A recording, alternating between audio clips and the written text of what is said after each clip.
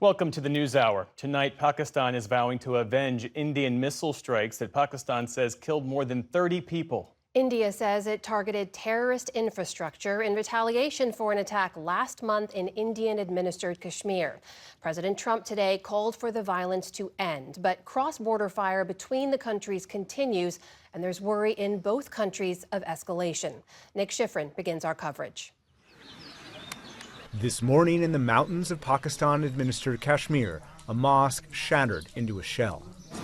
350 miles to the south, another mosque gutted, its dome ripped off. Pakistani officials say an Indian attack here killed 13. This is a cowardly action by India. There are certain rules in war. Places of worship, hospitals, and educational institutions are not attacked. Women and children are not harmed. Last night's strikes, the most widespread aerial attack by India on Pakistan in half a century. India says it targeted 9 sites used by Pakistani militant groups. Most of the targets within Pakistan-administered Kashmir, but some missiles hit in Pakistan's Punjab province, Pakistan's heartland, where India has long accused Pakistan of hosting terrorist training. India calls it revenge for the death of more than 24 mostly Hindu tourists in April, the deadliest attack on civilians in Indian-administered Kashmir in decades. And India today said its attacks were proportionate, not designed to escalate, and preemptive. Our intelligence monitoring of Pakistan-based terrorist modules indicated that further attacks against India were impending.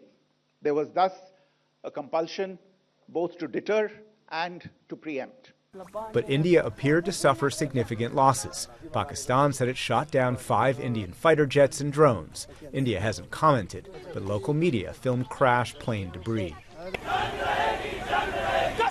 And Pakistan is threatening a further response. This morning, its National Security Committee warned Pakistan reserves the right to respond in self-defense at a time, place, and manner of its choosing to avenge the loss of innocent Pakistani lives and blatant violation of its sovereignty. Pakistani Prime Minister Shehbaz Sharif. We vow that every drop of blood of our martyrs will be accounted for. Meanwhile, both sides shelled across the de facto border in Kashmir. And India says Pakistani artillery killed at least 12 and wounded more than 50, including children. Today, President Trump made it clear the U.S. wanted last night's round to be the end. I want to see him work it out. I want to see him stop. And hopefully they can stop now. They've gone tit for tat, so hopefully they can stop now. But tonight there's an expectation of escalation. This is a drill that Indian authorities held today to prepare civilians for more attacks. For the PBS NewsHour, I'm Nick Schifrin.